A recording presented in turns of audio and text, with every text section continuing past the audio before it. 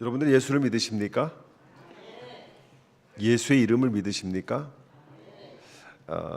근데 우리는 하나님을 믿는다고 하면서도 하나님 앞에서 이름 앞에 내가 발가벗고 서는 것보다는 하나님이 해결해 주실 어떤 문제들, 하나님께서 함께 해 주실 어떤 상황들, 이런 것들을 마음에 품고 하나님 앞에 설 때가 굉장히 많습니다.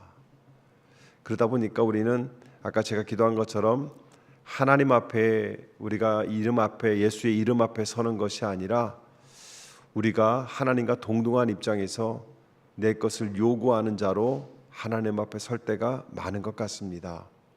그러다 보니까 내 상황에 따라서 하나님을 섬기고 예배하는 것이 많이 좌지우지가 됩니다.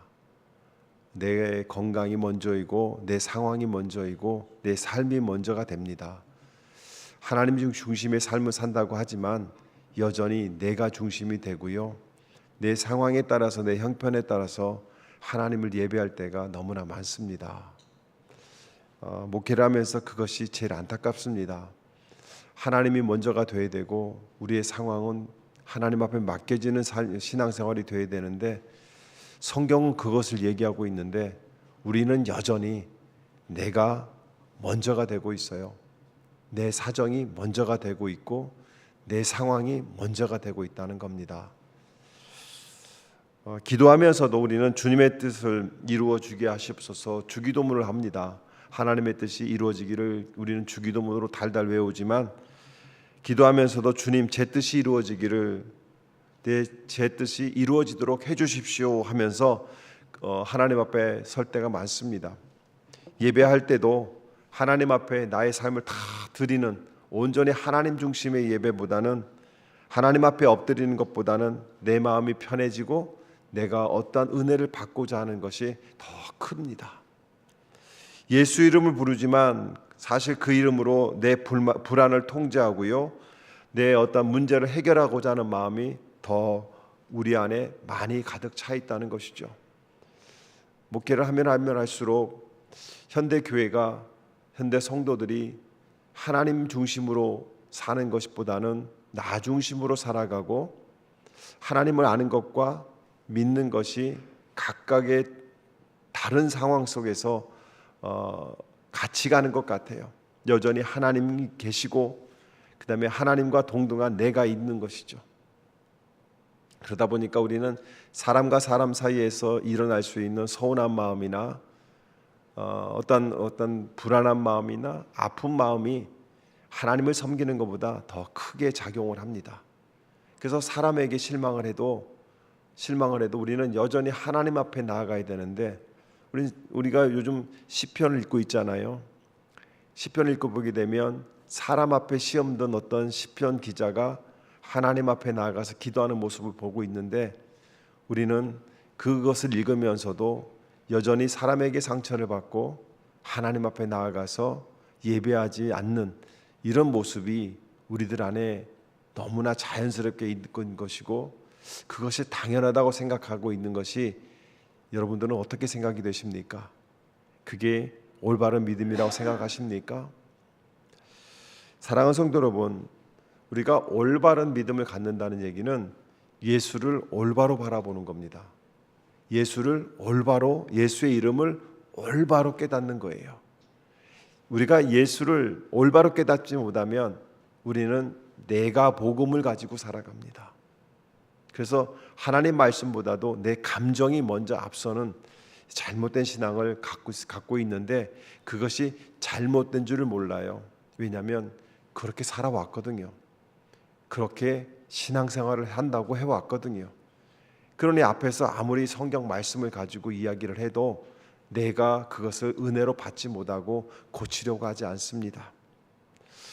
오늘 그 마음을 다루는 것이 오늘 본문의 말씀이에요. 사도행전 19장의 무대는 에베소라고 말씀을 드렸습니다. 에베소는 로마의 아시아 지역 중에서 가장 중요한 도시였고요, 종교적으로도 상업적으로도 그 다음에 여기서는 마술이라고 우리 신약성경에서 나오지만 사실은 이방신들을 섬기는 또 무당을 섬기는 이런 흑마술 이런 것들이 굉장히 뒤섞여 있던 혼합 도시였습니다. 지금으로 이런 도시는 지금 미국 안에도 많이 있습니다. 지금 많이 있고 전 세계에도 많이 있죠. 사람들은 보이지 않는 세계를 두려워했고요. 동시에 그것을 통제하고 싶은 마음도 있었어요. 여전히 우리도 마찬가지잖아요. 내일을 우리는 불안하게 여기지만 그것을 또 어떻게 해서든지 어떤 방법을 통해서 통제하고자 하는 마음도 여전히 가지고 있잖아요. 그러니까 성경의 이야기는 2000년 전, 3000년 전 이야기가 아닙니다. 성경의 이야기는 오늘 이야기예요. 누구의 이야기가 아니라 나의 이야기라는 겁니다. 성경은 2000년 전에 어떤 사람에게 준 책이 아니라 오늘 나에게 주시는 말씀이라는 거예요. 이것을 우리가 매일매일 읽고 묵상해야 되는 이유가 거기에 있다는 겁니다.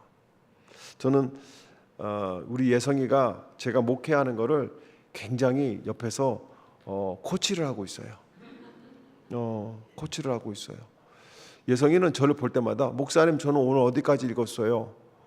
그리고 그 읽은 내용을 저한테 강의를 합니다. 우리 성도들이 다 그랬으면 좋겠어요. 여러분들 성경 읽고 계시죠? 읽으셔야 됩니다. 성경 안 읽으면서 나는 예수를 믿는다? 그건 거짓말입니다. 거짓말이에요. 그거는 성경을 읽지 않고 예수를 믿는다? 물론 글씨를 못 읽어서 못 읽는 것과 내가 글씨를 읽지만 안 읽는 것은 전혀 다릅니다. 여러분 예수를 믿는다고 한다면 성경을 읽는 것으로 여러분의 신앙이 증명되어야 됩니다. 근데 오늘 본문도 우리에게 물어보는 거예요. 우리가 예수를 믿고 있는지를 물어보고 있고요.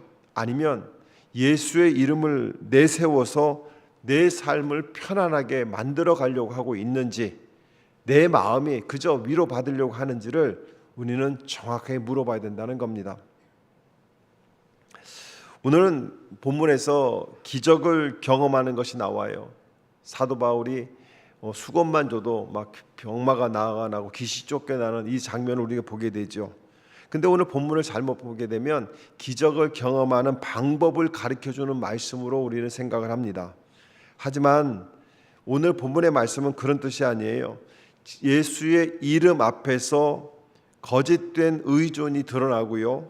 주님 말씀 안에서 참된 자유가 시작되는 복음의 사건을 이야기하고 있는 겁니다. 즉 예수의 이름을 내가 사용하는 것이 아니라 내가 그 이름 앞에 서야 되는 것을 말씀하고 있는 거예요. 우리는 예수의 이름으로 뭔가를 하려고 합니다. 여러분, 우리가 예수의 이름으로 뭔가를 하는 것이 아니라 우리가 예수의 이름 앞에 설 때 예수의 이름이 무엇인가를 이루어가는 거예요. 이게 전혀 다릅니다. 여러분 소요리 문답 여러분들 제 1번이 그 뭔지 아시죠? 사람의 창조 목적이 뭐냐 이렇게 우리는 질문을 하고 그 질문에 우리는 이렇게 대답했어요. 하나님을 기쁘시게 하는 거다 이렇게 했어요. 그죠? 그런데요 여러분 그 답이 잘못된 거 아십니까? 원어는 그렇지 않습니다. 하나님께서 사람을 창조한 첫 번째 목적은 우리가 하나님을 기쁘게 해드리는 것이 아니에요. 그 잘못 알고 있는 거예요.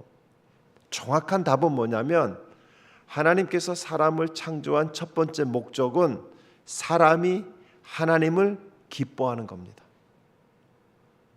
우리가 이것이 굉장히 다른 거예요. 하나님만으로 기뻐하는 것이 창조의 목적입니다.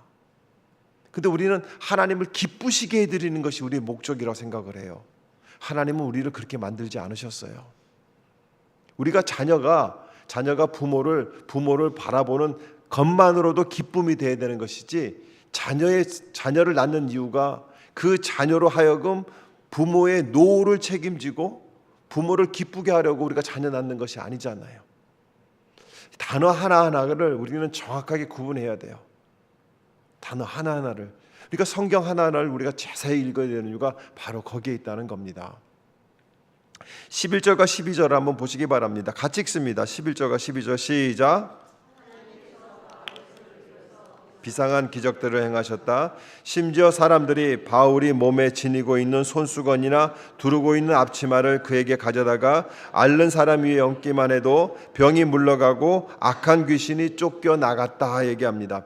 이 장면을 보면 굉장히 놀라워요. 하나님께서 바울을 통해서 비상한 기적들을 행하셨어요. 병이 떠나가고 악한 귀신이 쫓겨나갔지요. 심지어 바울이 지니고 있던 손수건이나 앞치마를 병자에게 가져다만 대기만 해도 그런 일들이 일어났다고 얘기를 합니다. 그런데 여기서 가장 중요하게 봐야 되는 것은, 성경을 자세하게 읽어야 되는 것은, 여러분 11절과 12절에서 가장 중요한 단어가 뭘까요? 답 맞추면 저기 생선구이 싸드릴게요. 11절과 12절에서 가장 중요한 게 뭡니까? 가장 중요한 거 기적일까요? 하나님께서입니다. 하나님께서예요. 그 뒤에 거 중요한 거 아닙니다. 하나님께서가 가장 중요한 단어예요. 근데 우리는 하나님께서보다도 귀신이 쫓겨나고 어떤 능력을 행하는 것을 우리는 포커스를 맞추다 보니까 우리는 성경을 백날 읽고 신앙생활을 백날 해도 가장 중요한 걸 놓치는 거예요. 하나님을 놓치는 겁니다. 누가는요, 지금 사도행전을 통해서 바울 사도의 기적을 이야기하는 것이 아니라 하나님을 이야기하고 있는 거예요. 성경은 우리에게 언제나 하나님을 이야기하고 있는 것이지 어떤 기적들을 이야기하고 있는 것이 아니라는 것이죠. 자, 보세요. 누가는 바울이 비상한 기적을 행했다고 말하지 않고요, 하나님께서 바울의 손을 빌어서 행하셨다는 말을 하고 있어요. 바울이 중요한 것이 아니에요. 하나님이 중요한 겁니다. 여러분의 인생 속에서 가장 중요한 것은 하나님이 되셔야 돼요. 우리 교회가 가장 소중하게 여기는 분은 하나님이 되셔야 되는 겁니다. 그러므로 우리 교회에서 하는 선교, 우리 교회에서 하는 나눔, 우리 교회에서 하는 예배, 우리 교회에서 하는 중보기도, 우리 교회에서 하는 내일 하는 운동회, 이 모든 것이 누구 앞에서? 하나님 앞에서.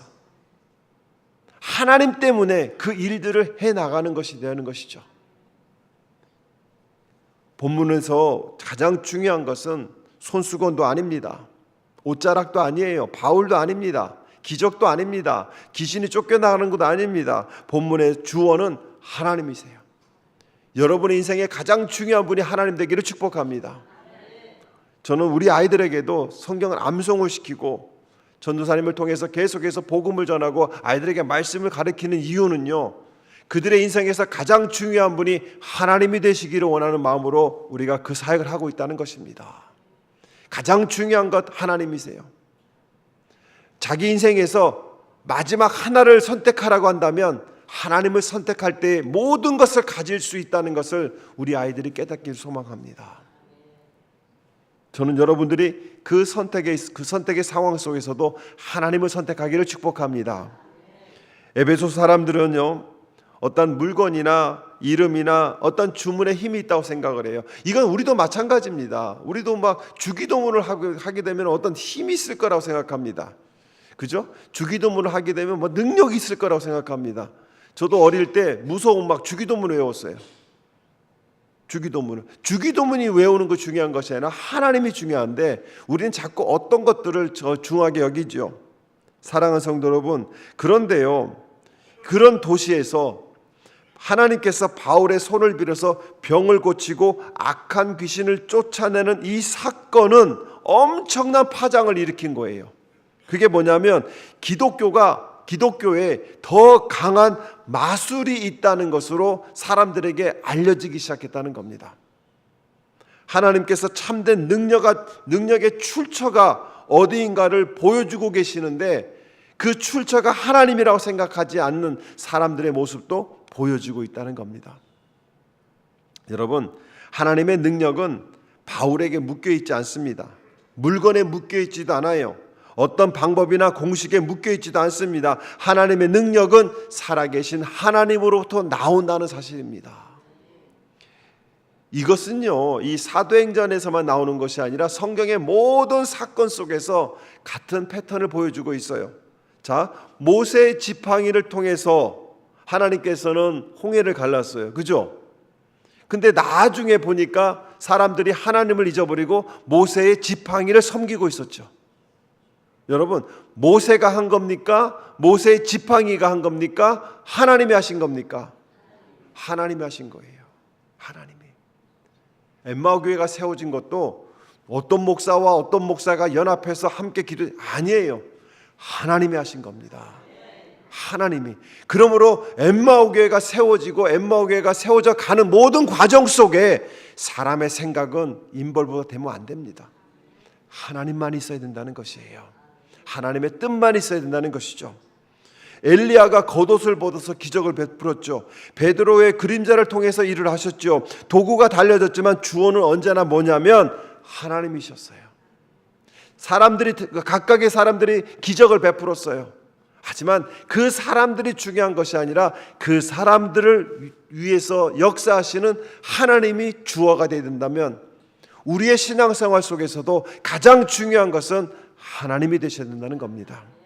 사랑하는 성도 여러분, 예수님께서 이 땅에 오셨을 때에 병든 자를 고치시고 귀신을 쫓아내셨어요.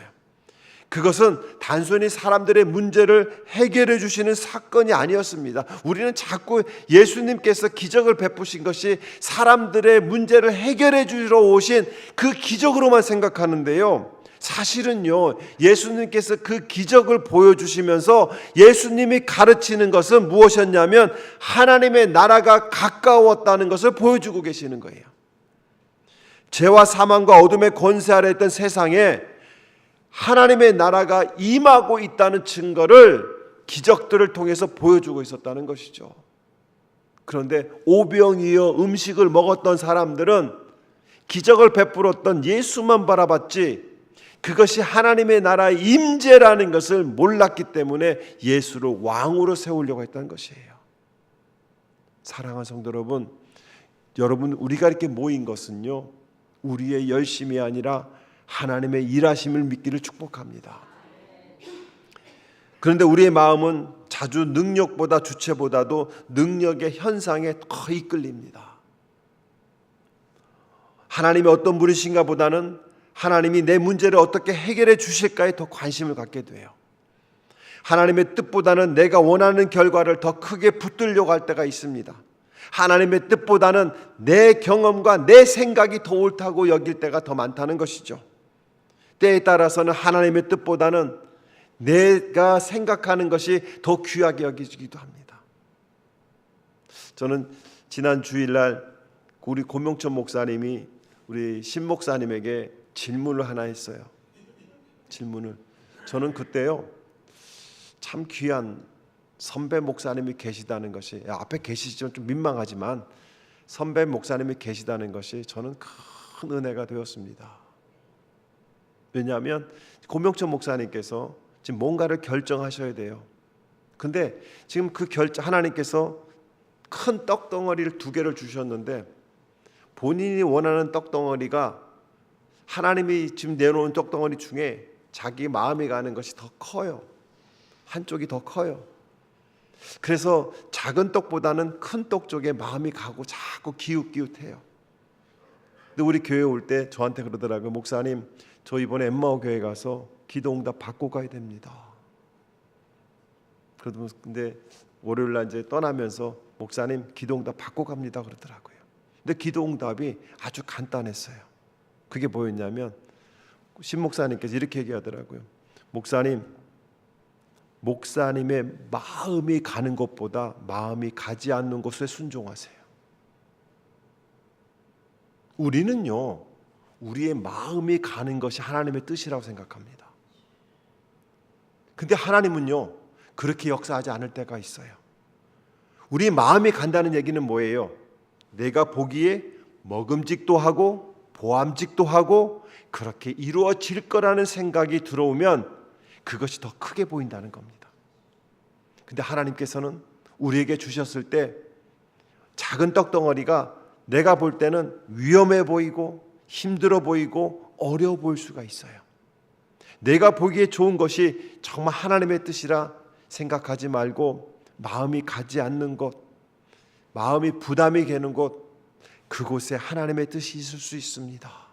이렇게 제시를 해줬을 때 고명철 목사님이 그것을 응답으로 갖고 갔어요. 사랑하는 성도 여러분, 기도는 하나님께 나를 맡기는 시간이 아니라 하나님을 움직이는 방법으로 우리는 사용할 때가 많다는 겁니다. 여러분, 하나님을 여러분이 움직일 수 있는 분이 아니세요. 하나님이 여러분을 움직이셔야 됩니다. 아멘. 그러면 신앙은 하나님을 경외하는 길이 아니라 하나님을 이용하려는 방식으로 변질될 때가 많습니다. 내가 하나님을 설득하려고 하고 내가 하나님을 움직이러 갈 때 하나님을 경외하는 길에서 하나님을 이용하려는 방식으로 변질된다는 거예요. 우리는 하나님을 믿는다고 하지만 우리의 마음 깊은 곳에서는 하나님, 제 뜻을 이루어 주십시오, 제 계획을 성공시켜 주십시오, 제 불안을 없애 주십시오 하고 내가 원하는 방식대로 주님 일해달라고 기도할 때가 참 많이 있습니다. 물론 우리는 하나님께 우리의 필요를 구할 필요가 있습니다. 하나님은 우리 아버지시고 우리는 우리의 염려를 주님께 아뢰할 수가 있어요. 그러나 참된 믿음은, 참된 신앙은 하나님을 내 뜻에 맞추는 것이 아니라 내 삶을 하나님 앞에 올곧이 맡기는 것이 성경적인 신앙이라는 겁니다. 두 개 중에 어떤 떡이 더 좋을까? 이 생각 속에는 그 떡을 가지면 내가 편할 거라는 생각이 있어요. 작은 거는 어려움이 보여요. 그러나 그 작은 것이 하나님의 뜻일 가능성이 더 많다는 겁니다. 그 이야기는 뭘까요? 신 목사님께서 조언한 내용은 딱 한 가지입니다. 그게 뭐냐면 너의 생각을 내려놓으라는 겁니다. 너의 관점을 내려놓으라는 거예요. 너의 경험을 내려놓으라는 겁니다. 여러분, 쉽지 않은 조언입니다. 또한 그걸 들으면 사람이 깨닫기도 쉽지가 않습니다. 저는 여러분들에게 문제 앞에서 여러분을 내려놓기를 축복합니다. 그런데 에베소 사람들 가운데 이 능력의 주체인 하나님을 보지 못하고 능력의 현상만 붙잡는 사람들이 있었어요. 우리 13절 보시기 바랍니다. 13절 같이 읽습니다. 시작. 몇몇 유대인조차도 바울이 전파하는 예수를 힘입어서 내가 너에게 명령한다고 말하면서 악귀 들린 사람들에게 주 예수의 이름을 이용하여 귀신을 내쫓으려고 시도하였다. 자, 바울이 예수의 이름으로 기적을 행하니까 귀신을 쫓아내는 일을 하던 사람들이 있었어요. 무당 같은 사람들이 있었어요. 그 사람들이 하는 거 보니까 뭐라고 하냐면, 가만 보니까 바울이 믿는 신이 지가 믿는 신보다 센 것 같아. 그러니까 뭐라고 하는 거예요? 바울이 전파하는 예수의 이름으로 귀신은 물러가라, 이렇게 외치기 시작하는 거예요. 물러가라. 저희 어머니가 그 무당들을 잘 안 믿어요. 안 믿는 이유가 있었어요. 젊었을 적에 용한 무당이 굿하는 데를 갔었대요. 근데 가만히 보니까 그 용한 무당이 매번 할 때마다 보니까 이 칼하고 바가지를 갖고 오더래요. 근데 바닥에다가 뭔가를 쓰더니 바가지를 탁 덮어놓더래요. 근데 나중에 그게 궁금했던 거야. 그래서 이 젊었던 저희 어머니가 그걸 가만히 유심히 쳐다본 거예요. 저 사람이 뭘 하고 있는가. 그랬더니 그 무당이 바닥에다 십자가를 거놓고 바가지를 탁 덮어버린 거예요. 어떤 의미가 있었겠죠. 그러나 저희 어머니 눈에는 그게 십자가로 보인 거예요. 그러니까 이렇게 생각한 거예요. 저 무당이 예수의 이름으로 능력을 행하는구나. 그렇다면 나는 무당을 통해서 나갈 게 아니라 예수의 이름을 믿어야 되겠다. 여러분, 잘 보면 거기에도 진리를 발견할 수 있어요. 지금 이런 일들이 일어나고 있었던 겁니다. 이런 일들이. 자, 보세요. 그런데 그들이 이런 말이에요. 바울이 전파하는 예수를 힘입어서. 그들은요, 나의 주, 나의 예수라고 말하지 않았습니다. 우리가 믿는 예수라고 말하지 않았어요. 바울이 이야기하는 예수라고 얘기합니다. 저는 여러분들에게 단도직입적으로 물어보겠습니다. 예수가 여러분의 예수입니까? 아니면 누군가의 예수입니까? 정말 예수가 여러분의 예수이십니까? 예수가 정말 여러분의 예수라고 한다면 여러분들은 예수의 이름 앞에 서기를 축복합니다. 그들에게 예수님은 믿음의 대상이 아니었어요. 그들에게 예수님은 바울이 사용하는 능력의 이름이었고요. 그들은 예수의 이름을 알았지만 예수의 이름에 속하지 않은 사람들이었다는 겁니다. 교회 안에도 이런 사람들 참 많습니다. 예수의 이름을 얘기하지만 예수 앞에 서지 않고 예수에게 속하지 않았기 때문에 여전히 자기의 감정에 이끌린다는 것이에요. 여러분, 우리는 우리의 감정에 이끌려서 예배를 드리면 안 됩니다.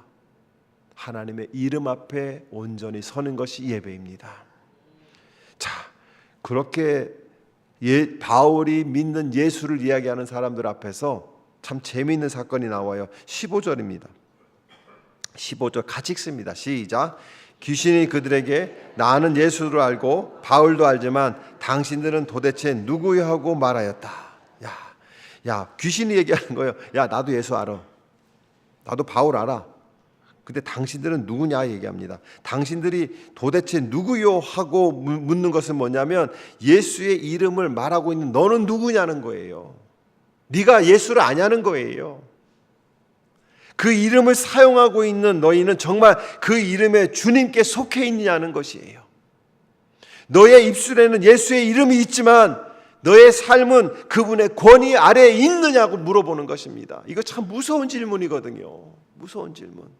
제가 몇 번 여러분들에게 예화를 사용했는데요. 여러분 시대별로 드라큘라 영화를 보게 되면 십자가의 능력이 시대별로 다릅니다. 1960년대 드라큘라에서는요. 십자가만 내밀면 드라큘라 도망갔습니다. 제가 충격적으로 받았던 영화 중에 하나가 1980년대 후반 90년대 영화였었어요. 십자가를 딱 내미니까 드라큘라가 흠칫하더니 갑자기 싹 쳐다보더니 네가 들고 있는 그 십자가가 너하고 무슨 상관이야? 물어보더라고요. 그러면서 그 십자가를 손으로 이렇게 뭉그러뜨리더라고요. 저는 그때 충격받았어요. 나와 상관이 없는 십자가는 옆에 달려있던 강도의 십자가입니다. 죽음의 형틀이에요. 그러나 나와 상관이 있는 십자가는 생명의 십자가가 되고 능력의 십자가가 되는 거예요. 지금 이 마귀가 이 사람들이 악귀가 물어보는 거예요. 네가 들고 있는 그 십자가는 네가 믿고 있는 그 예수가 너하고 무슨 상관이야? 너와 상관이 없으면 너 그 이름에 능력이 없는 거야. 그 이름 앞에 네가 속해 있어야 그 능력이 나에게 영향을 주지만 너는 그것을 믿지 않는데 믿지 않는 십자가를 내밀든 나는 상관이 없어 하고 물어본다는 것이죠. 그리고 악귀가 그들을 아프게 하고 조롱하고 때려서 내보냅니다. 악귀도 예수님을 알아요. 물론 믿음으로 아는 것이 아니었어요. 그러나 예수님의 권세를 알고 있었고 바울도 알았습니다. 바울이 예수에 속한 종이라는 걸 알았어요. 그렇기 때문에 예수에 속한 종 바울이 내세우는 이름 앞에서는 쫓겨나갔지만 스게느와 아들들은 예수를 몰랐기 때문에 그들이 예수의 이름으로 말했지만 예수에 속한 사람들이 아니었기 때문에 그 능력을 행하지 못했다는 겁니다. 여러분은 예수의 이름이 여러분의 인생의 문제를 해결함을 믿으십니까? 그렇다면 그 예수의 이름이 여러분에게 어떤 상황에 따라서 그 예수의 이름은 여러분의 인생을 다르게도 하고 아무런 영향도 못 끼칠 수가 있습니다. 예수를 30년 40년 믿었지만 한 번도 예수의 능력을 경험하지 못했다면 여러분들은 심각하게 여러분의 신앙을 돌이켜 봐야 됩니다. 예수가 나와 어떤 상관이 있는지. 사랑하는 성도 여러분, 그 스게와 아들들의 문제는 방법이 부족했던 것이 아니에요. 더 좋은 기도문을 몰라서 실패했던 것이 아니라 영적 기술이 약해서 실패했던 것이 아니라 그들은 예수에게 속하지 않았던 것입니다. 예수의 이름을 발음했지만 그 이름 앞에 엎드리지 않았던 사람들이었다는 것이죠. 예수의 능력을 원했지만 예수의 주권을 원하지 않았던 사람이라는 것을 마귀도 알았다는 것입니다. 성도 여러분, 예수의 이름을 아는 것과 예수께 속하는 것은 전혀 다른 문제입니다. 이 말씀이 우리에게 두려운 이유가 있어요. 우리도 예수의 이름을 많이 말하기 때문에 그렇습니다. 예수의 이름으로 기도도 합니다. 예수의 이름으로 예배도 합니다. 예수의 이름으로 봉사도 하고 예수의 이름으로 사역도 합니다. 교회 안에서 우리는 너무나 자연스럽게 예수의 이름을 사용합니다. 그런데 본문은 우리에게 조용하게 물어보는 거예요. 너는 예수의 이름을 부르고 있지만 정말 그 이름 안에 살고 있느냐? 너는 예수의 이름으로 기도하지만 실제로 내 뜻만 관철하고 있지 않느냐? 너는 예수의 이름으로 사역하지만 실제적으로 내 인정과 영향력을 더 붙들고 있지 않느냐? 너는 예수의 이름을 믿는다고 말하지만 예수님을 내 불안을 해결하는 수단으로만 삼고 있지 않느냐? 너는 예수의 이름으로 말하고 있지만 너는 정말 네 마음속에 예수가 있느냐? 이것을 물어보고 있다는 것입니다. 사랑하는 성도 여러분, 우리 안에 깊은 죄가 있어요. 우리는 하나님을 사랑한다고 말하지만 하나님보다 하나님이 주실 결과를 더 사랑하는 마음도 있습니다. 예수님을 주님으로 부르지만 실제 삶에서는 내 뜻과 내 계획과 내 안전이 먼저이고 내 기분이 먼저인 것은 여러분 예수의 이름에 속하지 않았기 때문에 그렇다면 여러분들은 어떻게 하시겠습니까? 우리는 예수의 이름을 말하지만 예수의 다스림 아래에 들어가는 것은 피하려고 합니다. 사랑하는 성도 여러분, 예수의 다스림 안으로 들어오기를 축복합니다. 예수의 이름은 내가 사용할 이름이 아니라 내가 그분 앞에 서야 할 이름이라는 것이죠. 왜냐하면 예수님은 우리가 이용할 수 있는 이름이 아니라 우리를 구원하신 주님이시기 때문에 그렇습니다. 예수님은 자기 이름을 함부로 사용하려는 죄인들을 위해서도 십자가에 달리셨어요. 우리의 거짓 종교성, 자기 중심적인 신앙, 하나님을 이용하려는 마음까지도 주님은 십자가에서 당담하셨다는 것을 여러분이 기억하시기 바랍니다. 그걸 알면 우리는 예수의 십자가 앞으로 돌아와야 되지 않을까요? 그러므로 오늘 우리에게 필요한 것은요, 예수의 이름을 더 효과적으로 사용하는 기술이 아닙니다. 우리에게 필요한 것은 그 이름 앞에 다시 서는 것입니다. 그 이름 앞에 내가 누구인지를 그 이름 앞에서 나를 돌아보는 거예요. 나는 예수의 이름을 이용하고 있습니까? 아니면 그 이름 앞에 믿음으로 엎드리고 있습니까? 지금 그것을 우리에게 묻고 있다는 것이죠. 그런데요, 하나님께서는 이 사건을 통해서 드러내신 것은 단지 스게와와 그 아들들의 실패만이 아니었어요. 에베소 전체를 예수의 이름 앞에 세우는 사건이었다는 겁니다. 예수의 이름을 이용할 수 있는 이름이 아니라 경외해야 될 이름이라는 사실을 드러냈다는 것이에요. 사람들은 놀라움에 머물지 않고 두려움에 이르기 시작합니다. 두려움에 머물르지 않고 자백과 회개와 단절의 자리로 나아가기 시작해요. 17절에서 그것을 증명합니다. 17절 같이 읽습니다. 시작. 이 일이 에베소에 사는 모든 유대 사람과 그리스 사람에게 알려지니 그들은 모두 두려워하고 주 예수의 이름을 찬양하였다 얘기합니다. 자, 보세요. 에베소에 이 사건이 알려졌어요. 유대 사람들도 알고 그리스 사람들도 알게 되었어요. 그 결과가 뭡니까? 하나님을 두려워하기 시작했고요. 주 예수의 이름을 찬양하기 시작했다는 겁니다. 여기에서 두려움은 공포가 아니에요. 거룩의 경외입니다. 하나님을 경외하기 시작했다는 거예요. 예수의 이름을 가볍게 여길 수 없다는 것을 깨닫기 시작했다는 겁니다. 저는 우리 교회 성도들이, 엠마오교회 모든 가족들이 예수의 이름을 가볍게 여기지 않기를 축복합니다. 예수의 이름을 우리는 진정한 그 의미를 깨달아야 돼요. 예수의 이름은 주문이 아니라 주님의 이름이라는 사실을 우리는 기억해야 돼요. 예수는 주님의 이름이에요. 이름. 참된 하나님의 역사는 사람을 기적에 묶어두지 않습니다. 참된 하나님의 역사는 주 예수의 이름을 높이게 한다는 거예요. 예수가 우리를 구원하신 것은 구원받아서 그냥 천국 가는 것이 아니라 구원받은 자가 하나님을 찬양하는 자리로 나아가게 한다는 것이에요. 성령의 역사는 예수의 이름을 가볍게 만들지 않습니다. 예수의 이름을 무겁게 할 수 있습니다. 그 이름 앞에서 내가 마음대로 살 수 없다는 사실을 깨닫게 되는 거예요. 그 이름은 내 뜻을 이루는 도구로 삼을 수 없다는 사실을 깨닫게 한다는 겁니다.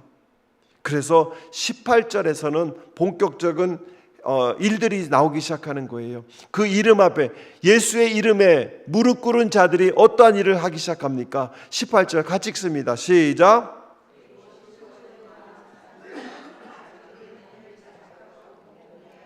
신도가 된 많은 사람이 와서, 이게 중요한 겁니다. 그 사람들이 그 사건을 보면서 신도가 된 것이 아니라 이미 신도가 되었다고 하는 사람들이 그 사건을 보면서 하나님 앞에 와서 자백하고 공개적으로 그 죄를 회개했다는 거예요. 이건 무서운 사건이죠. 무서운 사건이잖아요. 떨리는 사건이잖아요. 예수를 믿고 있는 사람들이에요. 믿고 있다고 주장했던 사람들이에요. 그런데 참된 예수를 이름을 깨닫고 나니까 내가 믿고 있었던 것이 가짜라는 걸 알고 있었다는 거예요. 여전히 나는 믿고 있었지만 죄 가운데 있었고, 믿고 있었지만 죄를 가지고 있었고, 믿고 있다고 했지만 내 기분에 따라 살고 있었다는 것을 그들이 깨달았을 때, 예수의 이름을 깨닫고 나니까 그들이 뭐합니까? 자백하고 회개하고 공개했다. 공개적으로 사람들 앞에서 자기들의 죄를 회개했다는 겁니다. 사랑하는 성도 여러분, 신도가 된 많은 사람들, 이미 예수를 알고 있었던 사람들, 그런데 여전히 그들은 숨겨둔 것이 많이 있었어요. 과거의 어두움, 혼합된 신앙, 은밀한 의존, 끊지 못하는 습관. 그러니 교회 다니는 집사가 스님 앞에 가서, 무당에게 가서 물어봤다는 것을 어떻게 생각하시냐고 떠드는 이런 일들이 지금 있잖아요. 하나만 믿든지 차라리 무당한테 가서 빌든지, 교회 집사라고 하면서 스님 앞에 상담을 받을 때 내가 교회 집사인데 무당에 가서 물어봤는데 그 다음 주에 목사님 설교 속에 나의 죄를 아시는 것처럼 말씀해서 내가 너무 힘들었는데 내 신앙을 어떻게 해야 될까요? 이 사람은 누구를 믿는 걸까요? 이 사람은, 사랑하는 성도 여러분, 주 예수 이름이 높아졌을 때 그들은 더 이상 숨지 않았어요. 예수의 이름을 깨닫는 순간 그들은 숨지 않고 자백했고 공개했다는 겁니다. 성도 여러분, 복음은 불신자만 회개하지 않습니다. 복음은 신자 안에 남아있는 얼음도 드러내는 거예요. 우리도 예수를 믿고 구원받았지만 여전히 우리 안에 꺼내놓지 못하는 아픔들, 상처들, 어두움들, 죄가, 은밀한 죄들이 다 있잖아요. 그것들을 공개적으로 꺼내놓을 수 있었다는 겁니다. 예수를 믿은 뒤에도 우리는 여전히 옛 방식으로 돌아가는 마음들을 가질 수 있어요. 예수를 믿고 예수가 주인이라고 하면서도 여전히 내 기분에, 내 감정에, 내 생각에 따라서 우리는 결정하고 화를 내고 짜증을 내고 시험에 드는 경우가 분명히 있다는 겁니다. 하나님 믿지만 돈을 더 의지할 수 있고요. 복음을 믿지만 사람들의 인정에 더 매달리려고 하기도 하고요. 기도한다고 하면서도 여전히 모든 것을 내가 통제하려고 하고 있는 것이, 은혜를 말하면서도 은밀한 죄의 습관에 물들 수 있는 것이 우리들의 모습이라는 것이죠. 그것이 바로 이 18절에 나오는 신도가 된 많은 사람들이 와서 회개했다는 이 짧은 구절 속에 우리에게 주시는 하나님의 음성이 아닐까요? 사랑하는 성도 여러분, 19절 한번 보시기 바랍니다. 19절, 그 회개는요 실질적인 행동으로 나아갑니다. 19절 같이 읽습니다. 시작. 또 마술을 부리던 많은 사람들이 그들의 책을 모아서 모든 사람 앞에서 불살랐다. 책값은 계산하여 보니 은돈 5만 립이 맘먹었다. 누가는요 의도적으로 이 책 가격을 이야기하고 있어요. 그들이 무엇을 했는가를 먼저 했어요. 책을 모았다고 합니다. 이 책이 뭐냐면 마술책들이에요. 말하자면 이단 잡서들을 얘기합니다. 쓸데없는 것들을 모아놔요. 그것을 은밀하게 갖다 버린 것이 아니라 사람들 앞에서 불살랐대요. 사람들 앞에서. 그리고 나서 책값을 계산해 보니 5만 립이 넘었다고 얘기하면서 이 누가는 의도적으로 그들의 행위를 보여주고 있어요. 책을 모으고 불태웠다. 그런데 그것이 5만 립이 넘었다고 얘기합니다. 중요한 것은요, 누가는 무엇을 드러내고 싶었을까요? 여러분 생각해 보세요. 5만 입이 넘었다고 한다면 그 에베소 안에 있는 모든 사람들이 회개한 것은 아닐 거란 말이에요. 여전히 그 책의 귀중함을 알고 그것을 내다 팔았으면 그것을 사가는 사람이 있었을까요? 없었을까요? 있었을 겁니다. 그런데요, 그들은 자기의 이익보다도 주님의 거룩함이 먼저였어요. 그래서 다시 돌아갈 길을 끊어버린 겁니다. 갖다 버리고 남을 준 것이 아니라 불태워버렸어요. 더 이상 나는 과거로 돌아가지 않겠다는 겁니다. 여러분, 회개는 마음이 찔리는 것이 아니라 회개는 방향 전환이라는 것이에요. 때로는 손실을 감수하는 단절이기도 합니다. 그러나 우리는 여기서 조심해야 돼요. 이것은 단순히 여러분도 손해를 감수하고 끊어내십시오라는 의지적으로 압박하는 것으로 있는 것이 아니라 예수 앞에서 우리는 방향 전환을 하여 돌아갈 길을 완전히 끊어버려야 된다는 것이에요. 여러분들, 몇 년 전에 제가 그 폐암에 걸려서 돌아가시는 교회를 한 번도 안 오셨던 하순학 성도님, 마지막에 예수 믿고 침례받고 천국 가셨어요. 그분에게 침례를 주고 나서 제가 제일 먼저 얘기했던 게 뭐냐면, 이 집 안에 온갖 잡것들이 다 있는데 이거 다 갖다 버려도 될까요? 하나하나가 작품이었고 하나하나가 그 사람에게는 의미가 있었고 하나하나가 값어치가 있었던 거예요. 문을 열고 들어가면 일본 귀신이 그려져 있는 작품이 있었어요. 그리고 선반에는요, 불상이 있었어요. 그리고 또 선반 옆에는 달마상이, 아기 동자들이 다다다다 붙어 있는 달마상이 있었어요. 그래서 제가 그랬어요. 이거 다 갖다 버려도 돼요? 그랬더니 목사님, 다 갖다 버리세요. 다 갖다 버리세요. 다 가져다가 그림은 쫙쫙 찢어 쓰레기통에 버렸고요. 불상은 박살을 내서 쓰레기통에 다 갖다 버렸어요.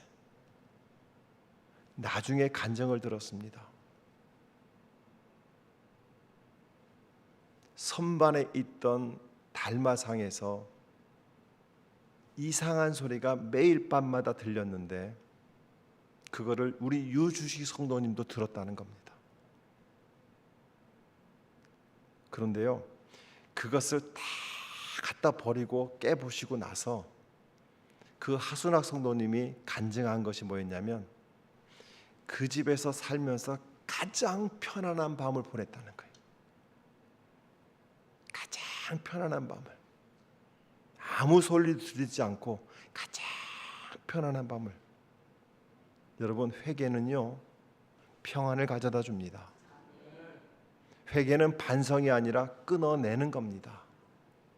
그렇기 때문에 그것을 갖다 버릴 수가 있었던 것이고 불태워 버린 거예요. 다시 찾지 않겠다고. 사랑하는 성도 여러분, 본문 20절은요, 한번 읽어볼까요? 20절 다시 한번 읽어볼까요? 20절 같이 읽습니다. 시작. 능력 있게 퍼져나가고 점점 힘을 떨쳤다 얘기합니다.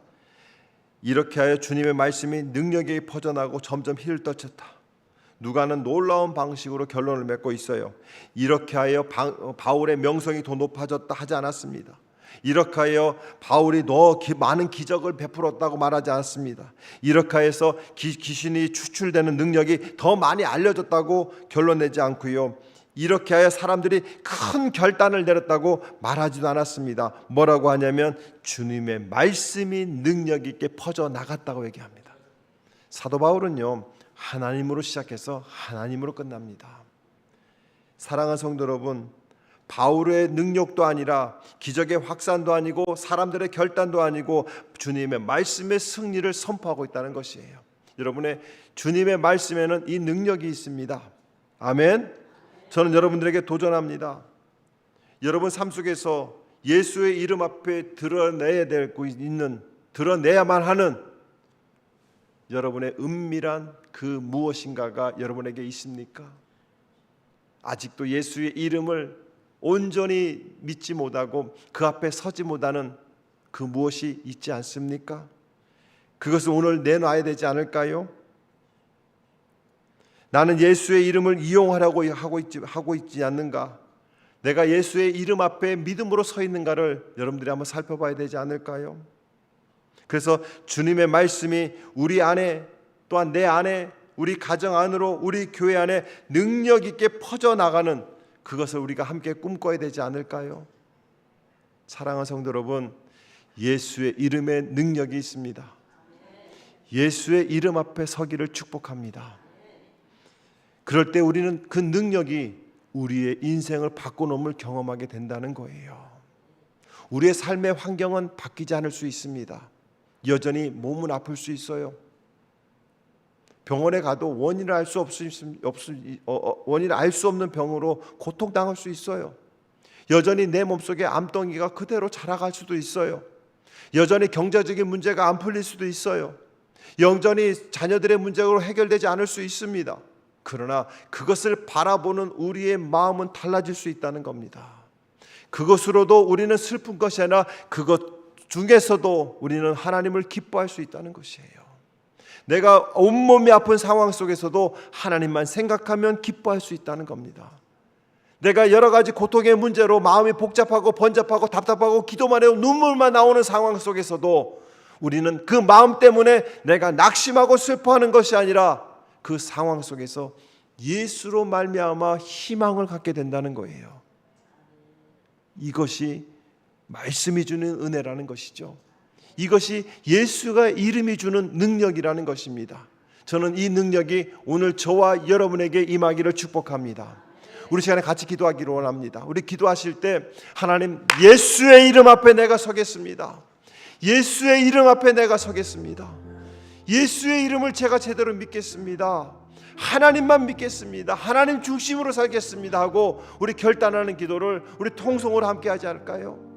여러분이 간절히 하나님의 이름을 부르시고 간절히 예수의 이름을 부르시면서 주님, 내가 예수의 이름 앞에 서겠습니다.